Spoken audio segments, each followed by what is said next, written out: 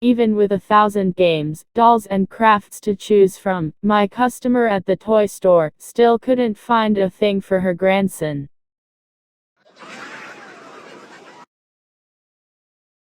Maybe a video or something educational?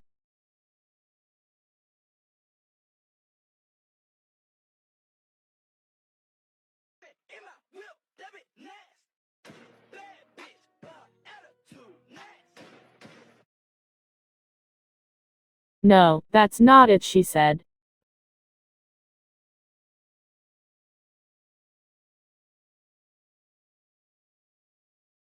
Thirsty.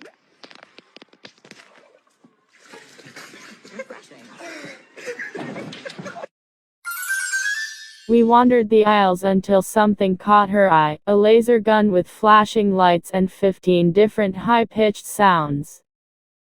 Oh my God! Wow! This is perfect, she said, beaming.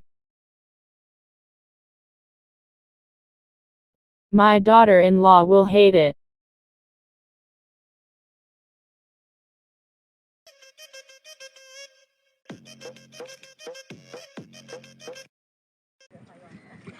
Look at the state of my feet. I've got to try and get over there.